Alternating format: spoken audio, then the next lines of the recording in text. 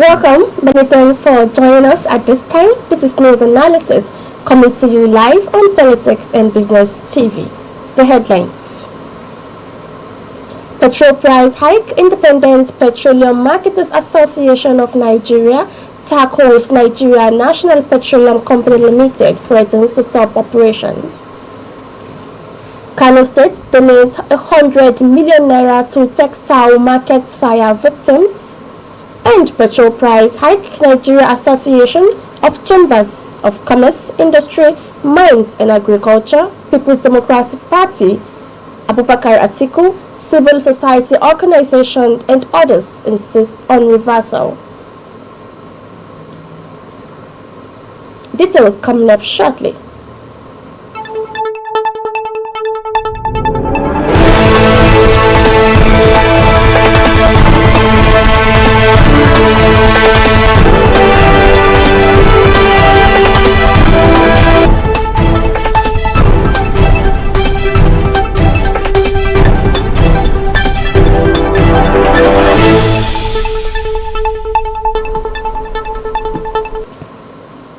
Welcome back. My name is Amina Idris. Now the news in full. The Independent Petroleum Marketers Association of Nigeria has threatened to stop operations nationwide following the high cost of premium motor spirits, popularly known as petrol, sold to IPMAN members by the Nigeria National Petroleum Company Limited. IPMAN revealed on Thursday that the cost of petrol from the Dangote Petroleum Refinery to NNPC was about 898 per litre, but noted that NNPC was selling the same product to independent marketers at 1,010 naira per litre in Lagos. The association, which controls over 70% of filling stations nationwide, kicked against this and threatened to down tools, as it also demanded a refund from NNPC for earlier petrol supply payments made by its members. This development may further worsen the petrol scarcity and queues in many parts of the country. Meanwhile, it was also gathered on Thursday that members of the Major Energies Market Association of Nigeria were still loading subsidized petrol from Dangote Refinery based on earlier arrangements with NNPC. According to reports, the National Publicity Secretary of IPMAN, Chinedu Okadike, said the association may be forced to take action if the challenge between IPMAN and NNPC is not resolved immediately. These developments followed an earlier revelation by IPMAN National President Abubakar Maikande that NNPC was asking independent marketers to buy petrol products from its depot at 1,010 naira per litre in Lagos State. And now the Kano State Governor Abba Yusuf has donated 100 million naira to victims of the recent fire disaster at Kantinkwari textile markets. This was contained in a statement issued on Thursday by the governor's spokesman, Sanusi Tofa. According to Tofa, the governor announced the donation during a sympathy visit to the traders at the market on Thursday. The governor explained that the donation was not intended to compensate for the losses incurred, but rather to mitigate the effects of the damages. During the visit, Yusuf pledged to improve the market conditions by installing solar lights, rehabilitating the road network, constructing drainages, and providing motorized boreholes, among other measures.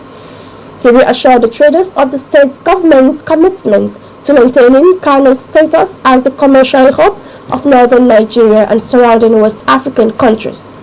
The managing director of the Kantinkwari Markets Management Board, Hamisu Nama, informed the governor that 29 shops were razed by the fire.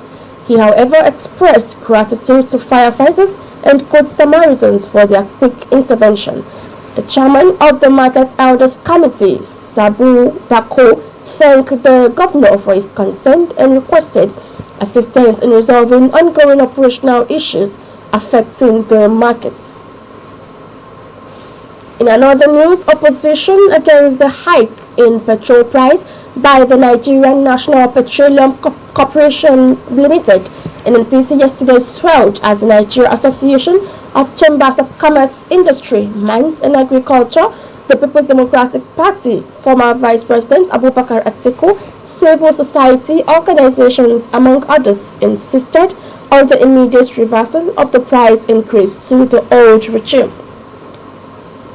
Recall the Nigeria Employees Consultative Association, Nigeria Labour Congress, Baptist Conference and Association of Senior Staff of Banks, Insurance and Financial Institutions, among others, had earlier demanded for the immediate reversal of the hike.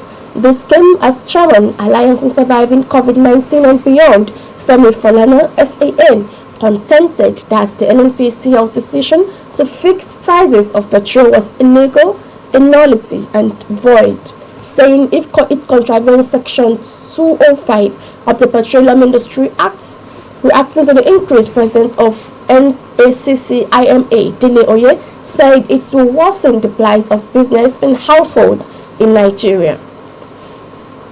Appraising economic implications of the hike, Oye noted that it will lead to increase in transportation costs, which will serve as catalyst for higher freight charges, exacerbate the already high inflation rate in the country, and further strain the already meager resources of micro, small and medium enterprises that rely heavily on petrol generators to power their operations.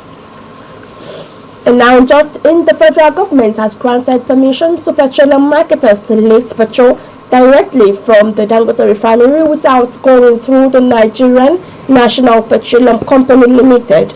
This confirms its speculation that the NNPC will no longer be the sole off-taker of the Dangote fuel.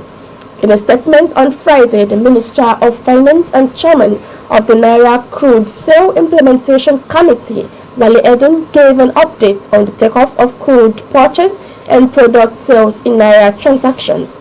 The implementation committee, chaired by Edun, was also to have held its second post-commencement review meeting on October 10th to evaluate the progress of the crude oil and refined product sales in Naira initiative.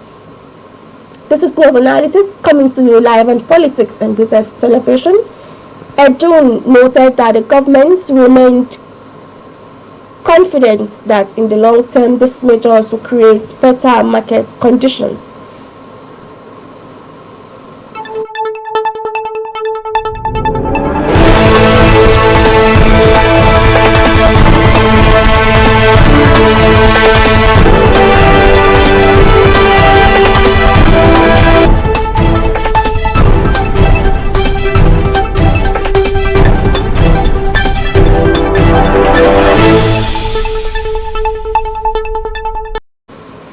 This is news analysis coming to you live on Politics and Business TV. Still to come, Secretary to the Government of the Federation pledges radical reforms to boost transparency, efficiency in public service.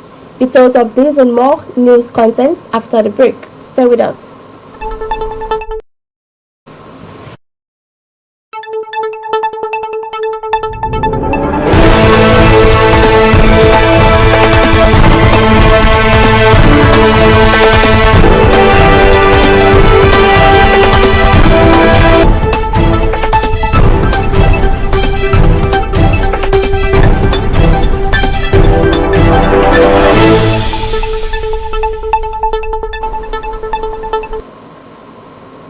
Welcome back. It's good to know you're still with us. Moving on, Senator George Akume, Secretary to the Government of the Federation, has pledged to implement comprehensive e-governance reforms to enhance transparency and efficiency in Nigeria's public service.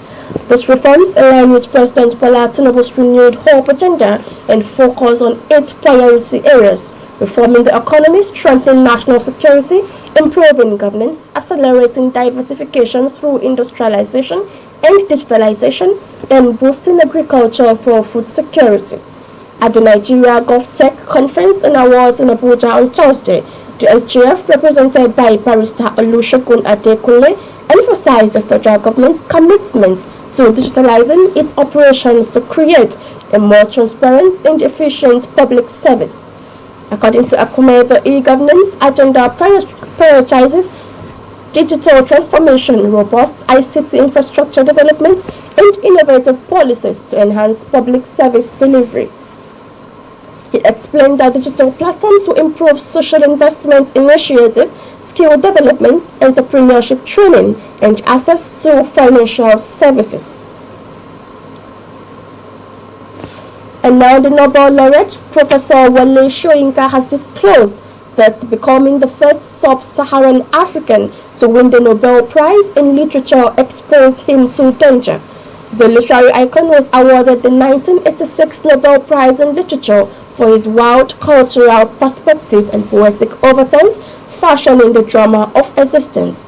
But speaking in an interview with CNN's Larry Modowo, which was shared on Thursday, the playwright explained that taking an active role in Nigeria's political scene pushed him against the powers that be, and that's endangered. He said winning the coveted prize also exposed him more as he felt isolated. Giving insight into such danger, he explained that the late military head of state, General Sani Abacha, would have died a happy man if he had been able to hang him. During the despotic regime of Abacha between 1993 and 1998, Soyinka escaped from Nigeria on a motorcycle via the Benin border. Abacha later proclaimed a death sentence against him in absentia. Soyinka returned to the country in 1999 when democracy was restored. Reflecting on how he celebrates his birthdays, the literary icon said he doesn't fancy birthdays. And now the Assistant Comptroller General, Customs Service Southwest Zone, Saidu Yusuf, on Thursday disclosed the service's commitment to deploy available technological devices to achieve efficient border control and tackle smuggling headlong.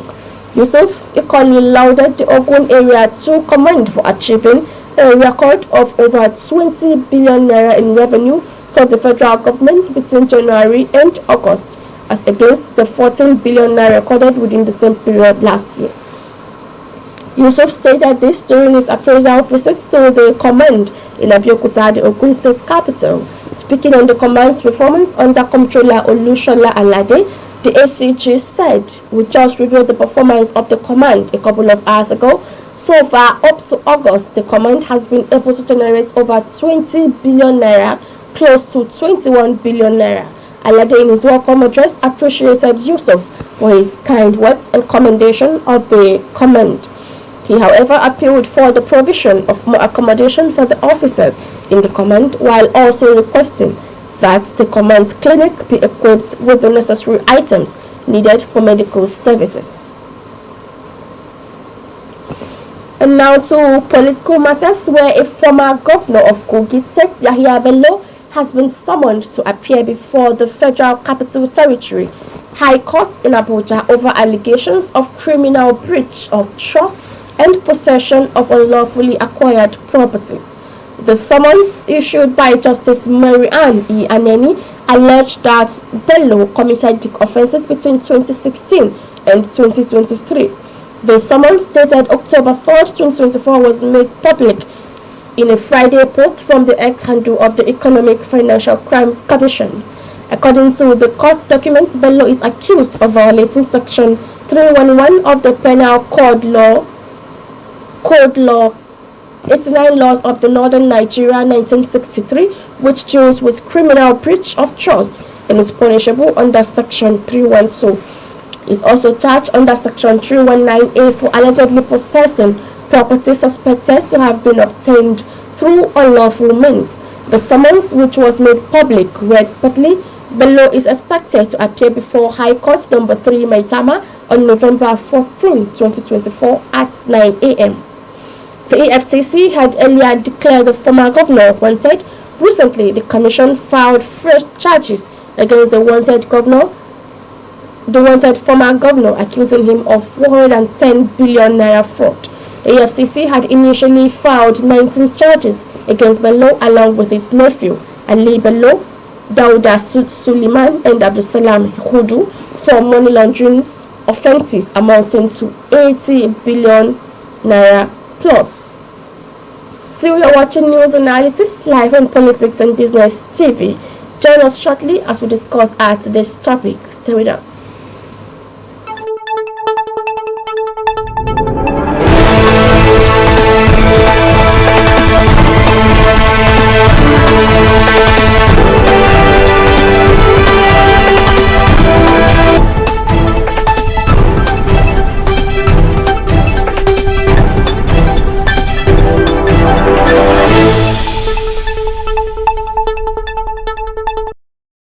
Welcome back. Thank you for staying with us. Now let's discuss kidnapping of sports journalists and its implication for sports development. A group of sports journalists was kidnapped in the Isheke community of Iyala local government area in Anambra State. They were said to be traveling to Uyo, Akwa Ibom State to cover Nigeria versus Libya African Cup of Nations qualifying match, which is scheduled to take place at the Godswill Akpabio Stadium in Uyo on Friday. A source stated that the journalists, numbering about 11, were traveling in a bus through Isheke around the Iyala area on Wednesday when they were feared kidnapped. Another source reported on Thursday morning that 9 of the journalists had been rescued, while one identified as Kola was dead. The source stated that 4 of the victims are still being held in captivity. Meanwhile, police authorities in Anambra have confirmed the incidents. Join us shortly as we discuss this with our guest for the day. Stay with us.